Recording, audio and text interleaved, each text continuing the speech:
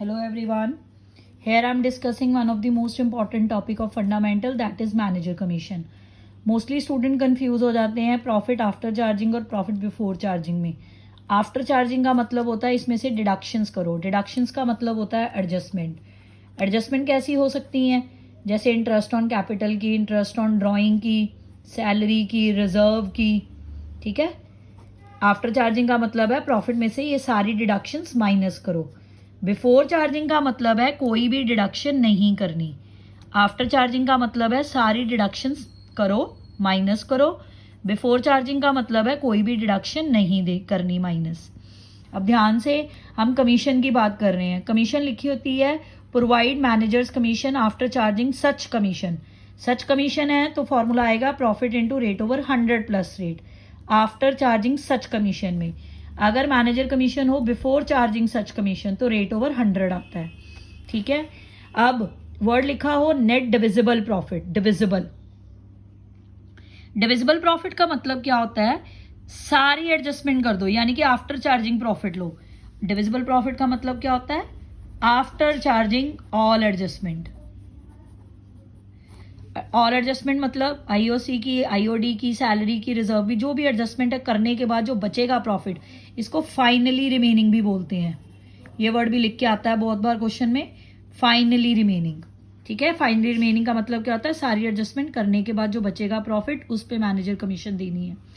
Net profit पर अगर commission बोली हो तो वो प्रॉफिट गिवन होता है, गिवन प्रॉफिट पे. ये देखो एग्जांपल है, जैसे हमें प्रॉफिट क्वेश्चन में 80,000 है, 2 पार्टनर है, 3 लाख 2 लाख उनकी कैपिटल है, आईओसी 10% है, सैलरी 2,000 है. बी को कमीशन देनी है after charging salary. After charging salary का मतलब है 80,000 प्रॉफिट है, 80,000 प्रॉफिट है, सैलरी 2,000 पर मंथ है. इसको 12 से मल्टीप्लाई करो, 24 हो गया. अब आफ्टर चार्जिंग का मतलब है इसमें से डिडक्शन करो इसकी. 80 में से 24 माइनस करा, 10% कमीशन है वो लगाओ 5600. इस पे मैंने 100 प्लस रेट नहीं लगाया, बिफोर है. ठीक है. कुछ नहीं बोला उसने तो कुछ ना लिखा हो तो बिफोर चार्जिंग होती है. अब उसने ये बोला था कि सैलरी को आफ्टर करो बट आईओसी को बिफोर रखो. इसका मतलब होता है सैलरी को माइनस करो, आईओसी को इग्नोर करो. ऐसे कमीशन निकलेगी. अब एक और एग्जांपल है, जैसे ध्यान से 3 पार्टनर है A B C, 3 lakh 2 lakh 1 lakh capital है, आईओसी है 10%, सैलरी है 2,000 पर मंथ. अगर प्रॉफिट है डिविजिबल तो इसका मतलब होता है कि डिविजिबल प्रॉफिट, मैंने आपको पहले पीछे भी बताया कि डिविजिबल का मतलब होता है आफ्टर ऑल एडजस्टमेंट. क्वेश्चन में 90,000 प्रॉफिट है, 10% कमीशन देनी है हमने पार्टनर को. 3 लाख पे 10%, 2 लाख पे 10%, ये कितना आ जाएगा? 30, 20, 10. ये आ गया इंटरेस्ट ऑन कैपिटल. टोटल हो गया 60. सैलरी है 2,000 पर मंथ, 24,000 सैलरी होगी.